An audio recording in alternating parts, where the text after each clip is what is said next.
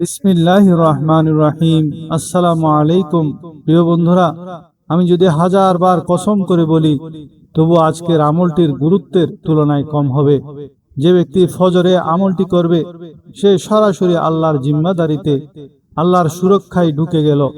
আর যে আল্লাহর জিম্মায় ঢুকে গেল, তার রিজিকের জিম্মাদার আল্লাহ, তার সুস্থতার জিম্মাদার আল্লাহ, তার হায়াতের জিম্মাদার আল্লাহ, তার বিয়ে করার প্রয়োজনে উত্তম স্ত্রী দেওয়ার জিম্মাদার আল্লাহ, সন্তান হওয়ার প্রয়োজনে সন্তান দেওয়ার জিম্মাদার আল্লাহ, বিদেশে যাওয়ার জন্য ভিসা দিয়ে দেওয়ার জিম্মাদার আল্লাহ, বিদেশে গেলে সেখানে একামা বা বৈধতার কাগজ দেওয়ার জিম্মাদার আল্লাহ, তার ব্যবসায় বরকত দেওয়ার জিম্মাদার স্বয়ং আল্লাহ, তার দোকানটাকে হেফাজত করার জিম্মাদারও আল্লাহ।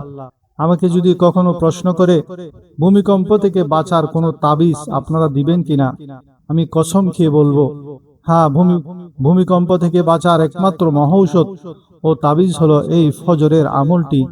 বন্ধু, ফজরের একটি আমলই হলো ভূমিকম্প ও সব দুর্যোগ থেকে বাঁচার আসল তাবিজ। সাথে এমন একটি তাসবিহ আছে, আমি গত কোরবানির আগে সেই তাসবিহটি দিয়েছিলাম। একজন কমেন্ট করেছেন, আমার কিছুই ছিল না, ফজরের সময় ও সন্ধ্যার সময় 1 মিনিটের এই তাসবিহটি করে আমি সব পেয়েছি। তেমনিভাবে আপনার যদি শারীরিক ক্ষতি, মানসিক ক্ষতি, আর্থিক ক্ষতি, দুনিয়াবি ক্ষতি দূর করতে চান, আল্লাহ তাআলা জমিনে যা কিছু বানিয়েছেন, আকাশে বা উপরে যা বানিয়েছেন, পানির মধ্যে যত ক্ষতি রেখেছেন, বাতাসের মধ্যে যত ক্ষতি রেখেছেন, আগুনের মধ্যে, বিদ্যুতের মধ্যে, গ্যাসের মধ্যে, ভূমিকম্পের মধ্যে, তুফানের মধ্যে, বন্যার মধ্যে যত ক্ষতি রেখেছেন, রব্বুল আলামিন তার মাখলুকাতের মধ্যে যত প্রকার ক্ষতি লুকিয়ে রেখেছেন, যেমন বিচ্ছুর মধ্যে ক্ষতি, সাপের মধ্যে ক্ষতি, সব ক্ষতি থেকে এই 1 মিনিটের তাসবিহটির মাধ্যমে আশ্রয় পাওয়া যায়। আমরা যে সমস্ত ক্ষতি জানি, তার চেয়ে অজানা ক্ষতির সংখ্যাই বেশি। বিজ্ঞান যা জানে বা বিজ্ঞানও যা এখনো জানে না, জিব্রাইল আলাইহিস সালাম যা জানেন বা যা জিব্রাইলও জানেন না, সেই সব সৃষ্টির অজানা ক্ষতি থেকে বাঁচার উপায় এই একটি তাসবিহর মধ্যে একসাথে আছে। ফজরের সবচেয়ে দামি আমল এবং সকাল সন্ধ্যার 1 মিনিটের তাসবিহটি সঠিকভাবে বুঝে নিতে পুরা আলোচনাটি শেষ পর্যন্ত অবশ্যই দেখবেন। আর যারা আমাদের ভিডিওগুলো দেখেন, লাইক করেন, তারা কোন শহর থেকে দেখছেন, বিশেষ করে মধ্যপ্রাচ্য, ইন্ডিয়া, ইউরোপ সহ বাংলাদেশের কোন কোন শহর থেকে দেখছেন, কমেন্টে অবশ্যই জানাবেন।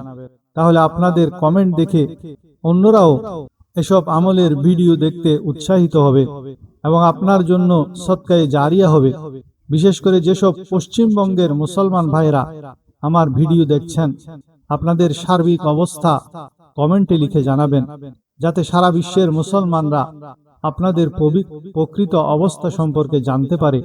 চলুন শুরু করা যাক সে বিখ্যাত 2টি আমল ও তাসবিহ, যা ফজরের নামাজের পরপর করতে হবে। কিভাবে করবেন তার আলোচনা। মনে রাখবেন, প্রথম আমলের সাথে দ্বিতীয় আমলটি জড়িত, তাই 2টি আমলই ভালোভাবে বুঝে নিতে হবে। আল্লাহর প্যারা হাবিব সাল্লাল্লাহু আলাইহি ওয়াসাল্লাম বলেছেন, ফজরের 2 রাকাত সুন্নত নামাজ দুনিয়া এবং দুনিয়ার মধ্যে যা কিছু আছে তার চেয়েও অনেক বেশি দামি।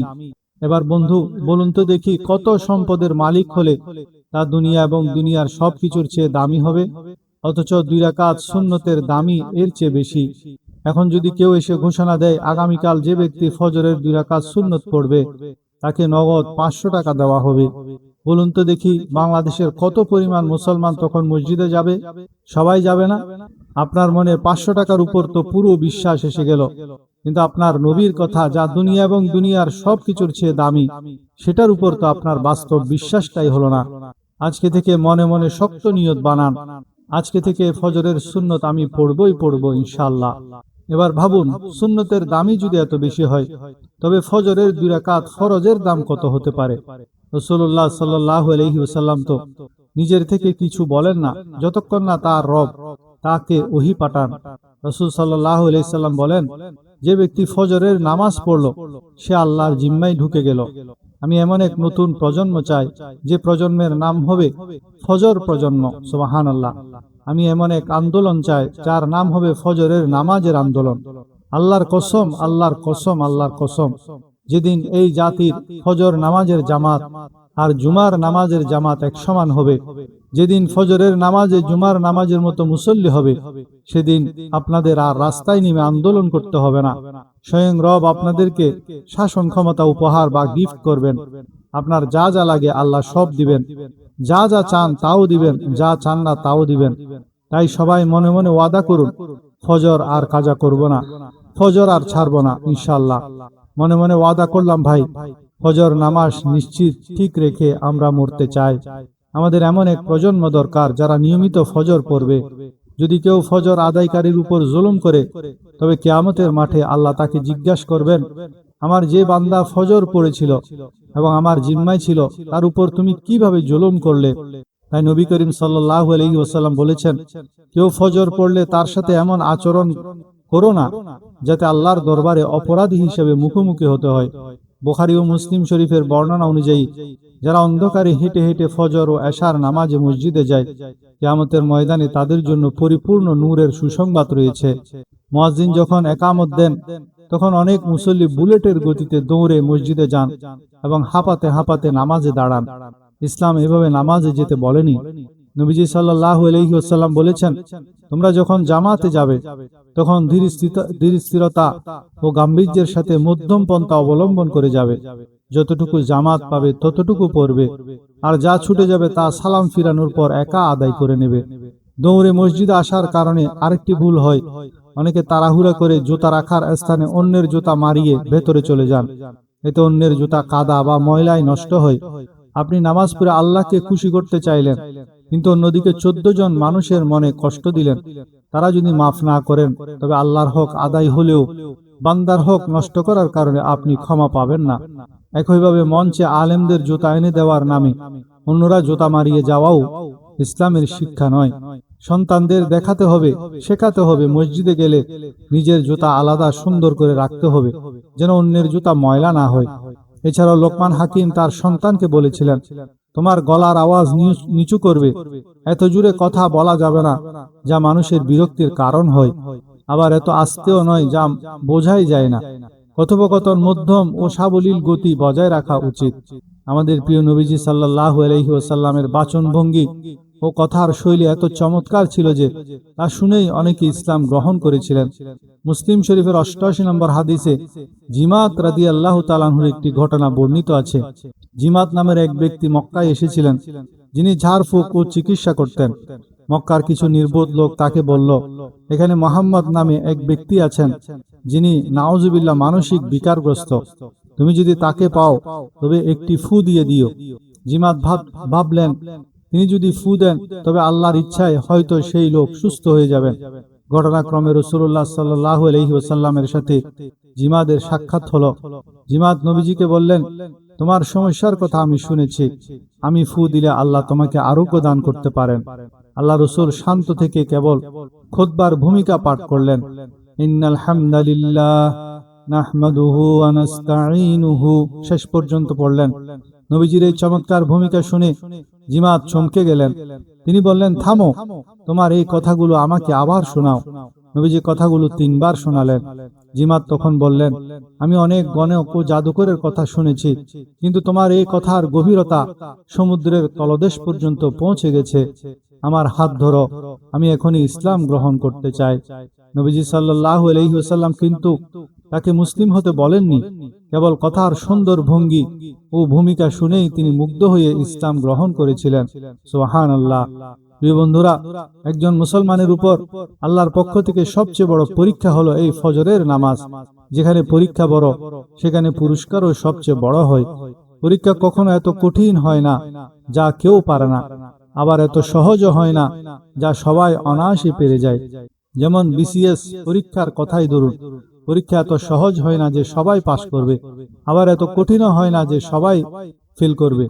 যদি 80,000 পরীক্ষার্থীর মধ্যে সরকারের 800 জন নেওয়ার টার্গেট থাকে, প্রশ্ন এমন ভাবে করা হয় যেন যোগ্য 800 জনই পাশ করে, বাকিরা ফেল করে। ফজরের নামাজও ঠিক তেমনি একটা বড় পরীক্ষা। এই পরীক্ষায় সবাই পাশ করে না, কেউ কেউ পাশ করবে আর কেউ কেউ ফেল করবে। তাহলে ফেল করবে কারা? যারা মুনাফিক, তারা ফেল করবে। আর পাশ করবে কারা? যারা খাঁটি মুমিন, তারা পাশ করবে।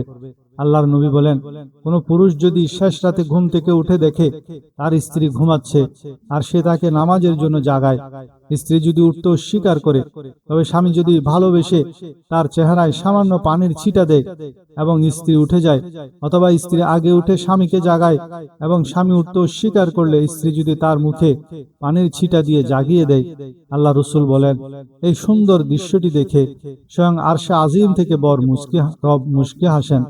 হযরত আবু উমামা রাদিয়াল্লাহু থেকে বর্ণিত, তিনি বলেন, রাসূলুল্লাহ সাল্লাল্লাহু আলাইহি ওয়াসাল্লাম বলেছেন, যে ব্যক্তি ফজর নামাজের পর পাঠ করবে লা ইলাহা ইল্লাল্লাহু ওয়াহদাহু লা শারীকা লাহু লাহুল মুলকু ওয়া লাহুল হামদু ইউহয়ি ওয়া ইউমীত বিয়াদিহিল খায়র ওয়া হুয়া আলা কুল্লি শাইইন কাদির, 100 বার পা দুটিকে গুটিয়ে নেওয়ার পূর্বে, তাহলে সে ওই দিন পৃথিবীর মধ্যে সর্বশ্রেষ্ঠ আমলকারী রূপে গণ্য হবে। অপর বর্ণনায় আছে, যে ব্যক্তি সূর্যের উদয় এবং অস্তের পূর্বে 100 বার লা ইলাহা ইল্লাল্লাহু ওয়াহদাহু লা শারীকা লাহু লাহুল মুলকু ওয়া লাহুল হামদু ওয়া হুয়া আলা কুল্লি শাইইন কাদির বলবে, সেই ব্যক্তির আমল অপেক্ষা শ্রেষ্ঠ আমল নিয়ে কিয়ামতে আর অন্য কেউ উপস্থিত হতে পারবে না। তবে এই লম্বা দোয়াটি যারা পড়তে অলসতা করেন, তাদের জন্য একই ফজিলত লাভের ছোট্ট একটি দোয়া আছে, যা তিরমিজি শরীফের 3469 নং হাদিসে আছে। হযরত আবু হুরায়রা রাদিয়াল্লাহু তাআলা আনহু হতে বর্ণিত আছে, নবী করিম সাল্লাল্লাহু আলাইহি ওয়াসাল্লাম বলেছেন, যেই লোক সকালে এবং বিকালে 100 বার বলবে সুবহানাল্লাহি ওয়া বিহামদিহি, কিয়ামতের দিন তার চাইতে উত্তম আমলকারী আর কেউ হবে না। তবে যেই লোক তার নেই কিংবা তার চাইতে অধিক পরিমাণে তা পড়ে বা বলে, সে উত্তম আমলকারী বলে গণ্য হবে। সুবহানাল্লাহি ওয়া বিহামদিহি 100 বার পড়লে আরো উপকার আছে, তা হলো সমুদ্রের ফেনা রাশির পরিমাণ গুনাহ থাকলে তা আল্লাহ তাআলা ক্ষমা করে দিবেন। তাছাড়া এই তাসবিহটি আল্লাহর কাছে অতি প্রিয়, উচ্চারণে খুবই সহজ, আমলের পাল্লায় অত্যন্ত ভারী। আরো আশ্চর্যের বিষয় হলো, প্রতি রাতে নবী করিম সাল্লাল্লাহু আলাইহি ওয়াসাল্লাম এই জিকিরগুলির মাধ্যমে রাতের আমল শুরু করতেন। যেমন আবু দাউদ শরীফের 5085 নং হাদিসের বর্ণনা, একদা আমি আয়েশা রাদিয়াল্লাহু তাআলা আনহার নিকট গিয়ে বলি, রাসূলুল্লাহ সাল্লাল্লাহু আলাইহি ওয়াসাল্লাম রাতে জেগে সর্বপ্রথম কোন দোয়া পড়তেন, পড়ার মাধ্যমে শুরু করতেন? তিনি বললেন, তুমি আমাকে এমন একটি বিষয়ে প্রশ্ন করেছ, তোমার পূর্বে কেউই এই ব্যাপারে আমার নিকট জানতে চায়নি। তিনি যখন রাতে জাগতেন তখন 10 বার আল্লাহু আকবার, 10 বার আলহামদুলিল্লাহ বলতেন, আর সুবহানাল্লাহি ওয়া বিহামদিহি বলতেন 10 বার, সুবহানাল মালিকুল কুদ্দুস বলতেন 10 বার, আস্তাগফিরুল্লাহ লা ইলাহা ইল্লাল্লাহ 10 বার বলতেন। এরপর এই দোয়াটি 10 বার বলতেন, আল্লাহুম্মা ইন্নী আউযু বিকা মিন দীকিদ দুনিয়া ওয়া দীকি ইয়াউমিল কিয়ামা, আল্লাহুম্মা ইন্নী আউযু বিকা মিন দীকিদ দুনিয়া ওয়া দীকি ইয়াউমিল কিয়ামা, অর্থাৎ হে আল্লাহ, আমি আপনার নিকট দুনিয়া ও আখিরাতের যাবতীয় অভাব, সংকীর্ণতা ও বিপদগ্রস্ততা থেকে আশ্রয় চাচ্ছি। এরপর তিনি রাতের নামাজ অর্থাৎ তাহাজ্জুদ নামাজ শুরু করতেন।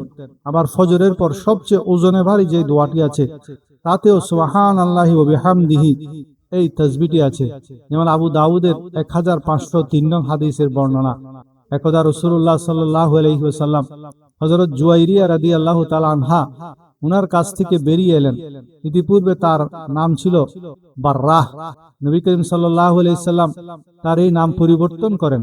তিনি তার কাছ থেকে বেরিয়ে আসার সময়ও মুসল্লায় বসে তাসবিহ পাঠ করতে দেখেন এবং নবীজি ফিরে এসেও তাকে ওই মুসল্লায় বসে থাকতে দেখেন। তিনি জিজ্ঞেস করলেন, তুমি কি তখন থেকে একটানা এই মুসল্লায় বসে রয়েছ? তিনি বললেন, হ্যাঁ।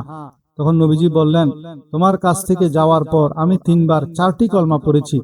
এই দীর্ঘ সময় পর্যন্ত তুমি যা কিছু পাঠ করেছ, উভয়টি ওজন হলে আমার এই 4টি কালমাই ওজনে ভারী হবে। আর তা হচ্ছে সুবহানাল্লাহি ওয়া বিহামদিহি আদাদা খালকিহি ওয়া রিদা নাফসিহি ওয়া জিনাতা আরশিহি ওয়া মিদাদা কালিমাতিহি। অতএব আপনার যদি অন্য সব লম্বা লম্বা দোয়া মনে না থাকে, অন্তত ফজরের সময় 100 বার সুবহানাল্লাহি ওয়া বিহামদিহি এই তাসবিহটি পাঠ করবেন, তাহলে আপনার ভাগ্য দ্রুত পরিবর্তন হয়ে যাবে। আল্লাহর নবী বলেন, কোনো মানুষ যদি ফজরের পরে এবং সন্ধ্যায় সূরা ইখলাস 3 বার, সূরা ফালাক 3 বার এবং সূরা নাস 3 বার পাঠ করে, তবে রাসূল সাল্লাল্লাহু আলাইহি ওয়াসাল্লাম বলেন, আমি নবী কথা দিলাম, রব যেন বলেন, যাও বান্দা, তুমি আমার আর আমি তোমার। এই 3টি সূরা সকাল সন্ধ্যায় 3 বার করে পাঠ করলে দুনিয়া এবং আখেরাতের সব কিছুর জন্য তা যথেষ্ট হয়ে যাবে। শুধু অফার আর অফার চলছে। সূরা ইখলাস পড়লে আপনি শিরিক আর কুফুর থেকে বেঁচে গেলেন। সূরা ফালাক পড়লে আপনার পুরা শরীরটাকে দুনিয়ার ক্ষতি থেকে বাঁচিয়ে দিলেন। সূরা নাস পড়লে আপনার রূহ এবং আত্মাকে বাঁচিয়ে দিলেন। আল্লামা ইবনুল জৌজি রহমতুল্লাহ আলাইহি লিখেছেন, এই তিনটি সূরা এবং সূরা ফাতিহা একজন মুমিনের জন্য তার বেঁচে থাকার নিঃশ্বাসের চেয়েও বেশি দামি, তার খাবারের চেয়েও বেশি প্রয়োজন, তার পানির চেয়েও বেশি জরুরি। সূরা ফালাক একটি শব্দ আছে, মিন শাররি মা খালাক। মিন অর্থ হলো থেকে, শার মানে হলো ক্ষতি, আর মা খালাক মানে হলো যা তিনি সৃষ্টি করেছেন। অর্থাৎ আল্লাহ তাআলা যা যা বানিয়েছেন তার সব কিছুর ক্ষতি থেকে আশ্রয় চাই। আল্লাহ তাআলা জমিনে যা কিছু বানিয়েছেন, আকাশে বা উপরে যা বানিয়েছেন, পানির মধ্যে যত ক্ষতি রেখেছেন, বাতাসের মধ্যে যত ক্ষতি রেখেছেন, আগুনের মধ্যে, বিদ্যুতের মধ্যে, গ্যাসের মধ্যে, ভূমিকম্পের মধ্যে, তুফানের মধ্যে, বন্যার মধ্যে যত ক্ষতি রেখেছেন, রব্বুল করিম তার মাখলুকাতের মধ্যে যত প্রকার ক্ষতি লুকিয়ে রেখেছেন, যেমন বিচ্ছুর মধ্যে ক্ষতি, সাপের মধ্যে ক্ষতি, সব ক্ষতি থেকে এর মাধ্যমে আশ্রয় পাওয়া যায়। এই জমিনের মধ্যে আল্লাহ কত শক্তি ও ক্ষতি রেখেছেন, 5টি সেকেন্ডও লাগবে না পুরো বাংলাদেশকে উল্টে ফেলে দিতে। আমরা যে সমস্ত ক্ষতি জানি তার চেয়ে অজানা ক্ষতির সংখ্যাই বেশি। বিজ্ঞান যা জানে বা বিজ্ঞানও যা এখনো জানে না, জিব্রাইল আলাইহিস সালাম যা জানে বা যা জিব্রাইলও জানে না, সেই সব সৃষ্টির অজানা ক্ষতি থেকে বাঁচার উপায় এই এক আয়াতের মধ্যে একসাথে আছে। তাফসীরের মধ্যে আল্লামা লিখেছেন, মানুষের জীবনের ক্ষতি প্রধানত 2 প্রকার। নাম্বার 1 পরিচিত ক্ষতি। এই জানা ক্ষতি আবার 2 প্রকার। কিছু ক্ষতি থেকে আমার বাঁচার সুযোগ বা উপায় আছে, আর কিছু ক্ষতি থেকে বাঁচার কোনো উপায় আমার কাছে নেই। যেমন ডায়াবেটিস একটা ক্ষতি, এটা আমরা জানি, কিন্তু পুরোপুরি বাঁচার উপায় জানি না। ক্যান্সার একটা ক্ষতি, আমরা জানি, কিন্তু স্থায়ী বাঁচার উপায় জানি না। নাম্বার 2 হলো অপরিচিত ক্ষতি। আল্লামা আরো বলেন, সূরা নাসের মধ্যে 3 বার নাস শব্দটি আসার 3টি ভিন্ন রহস্য আছে। প্রথম নাসের অর্থ হলো শিশু, কারণ প্রথম নাসের আগে আল্লাহর যে সিফতটি এসেছে তা হলো রব, লালন পালনকার কর্তা, যার সম্পর্ক শিশুর প্রতিপালনের সাথে। দ্বিতীয় নাসের অর্থ হলো যুবক। দ্বিতীয় নাসের আগে আল্লাহর দ্বিতীয় সিফতটি হলো মালিক বা বাদশাহ, আর বাদশাহীর তেজস্বী সম্পর্ক যুবকের সাথে। তৃতীয় নাসের অর্থ হলো বৃদ্ধ বা বুড়ো, কারণ আল্লাহর তৃতীয় সিফতটি হলো ইলাহ, মাবুদ, উপাস্য, আর শেষ বয়সে বুড়ো মানুষের সম্পর্ক মাবুদের ইবাদতের সাথে বেশি গভীর হয়। আজকাল কিছু কুলাঙ্গার বলে বেড়ায় কোরআনের নাস মানে হলো নাচ গান। নাউজুবিল্লাহ, এরা কাফের। আর যারা এদের পক্ষে স্লোগান দেয় তারাও কাফের।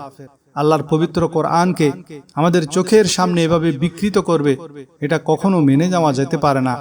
আল্লাহ আমাদের হেফাজত করুন। যে জীবনে জিকির নেই, যে জীবনে নামাজ নেই, আল্লাহর কসম ওটা কোনো জীবনই না। রাসূল সাল্লাল্লাহু আলাইহি ওয়াসাল্লাম বলেছেন, যে ব্যক্তি আল্লাহর জিকির থেকে গাফেল থাকে, খবরদার তোমরা তার পেছনে যেও না, তাকে নিজেদের নেতা বানিও না। যে জীবনে নামাজ নেই, জিকির নেই, সে জীবন কোনো মানুষের জীবন নয়, ওটা হলো পশুর মতো জীবন, শুধু খায়, ঘুমায় আর বাচ্চা দেয়। বেনামাজিরাও ঠিক তাই করে। এক বিশ্ববিখ্যাত বুজুর্গ একটি সুন্দর কথা বলেছিলেন। তিনি তার মজলিসে জিজ্ঞেস করলেন, বলো তো দেখি, গরু ঘুম থেকে কয়টায় উঠে? কেউ আবেগে বলল 8টায়, কেউ বলল 10টায়। হুজুর বললেন, না, গরু ঘুম থেকে উঠার কোনো নির্দিষ্ট টাইম টেবিল নাই। ঠিক তেমনি একজন বেনামাজির ঘুম থেকে উঠার কোনো টাইম টেবিল নাই। গরু মূলত ঘুম থেকে উঠে মাত্র 2টি প্রয়োজনে, একটি হলো খাওয়ার প্রয়োজন, আরেকটি হলো প্রস্রাব পায়খানার প্রয়োজন। এই 2 প্রয়োজন ছাড়া গরু কোনোদিন ঘুম থেকে ওঠে না। আর বেঈমান বা বেনামাজি মানুষগুলো ঠিক এই 2 প্রয়োজনেই ঘুম থেকে জাগে। কিন্তু একজন প্রকৃত মুমিন ঘুম থেকে জেগে উঠে কার প্রয়োজনে? আল্লাহর প্রয়োজনে, নামাজের প্রয়োজনে। আল্লাহ তাআলা আমাদের জীবনের শেষ নামাজটাও যেন জামাতের সাথে পড়ার তৌফিক দান করেন। আমাদের জিন্দেগিকে জিকিরের জিন্দেগি বানিয়ে দেন। সবশেষে একটি চমৎকার সুন্নত আমল শিখে নিন। প্রত্যেক রাতে ঘুমানোর সময় 33 বার সুবহানাল্লাহ, 33 বার আলহামদুলিল্লাহ, 34 বার আল্লাহু আকবার পাঠ করবেন। রাসূল সাল্লাল্লাহু আলাইহি ওয়াসাল্লাম বলেছেন, এভাবে মুখে পড়তে লাগবে মাত্র 100 বার, কিন্তু হাসরের ময়দানে মিজানের পাল্লায় এর সওয়াব উঠে যাবে 1000 বার, আর এর সরাসরি পুরস্কার হলো সোজা জান্নাত। আল্লাহ আমাদের সকলকে এই কথাগুলো বোঝার এবং আমল করার তৌফিক সহজ করে দিন। আপনার পরিচিত জনেরা যেন এই আমলগুলি করতে পারে সেই জন্য তাদের কাছে ভিডিওটি শেয়ার করে দিন। আল্লাহ সারা বিশ্বের সকল মুসলমানদেরকে নিরাপদে রাখুন। আমিন।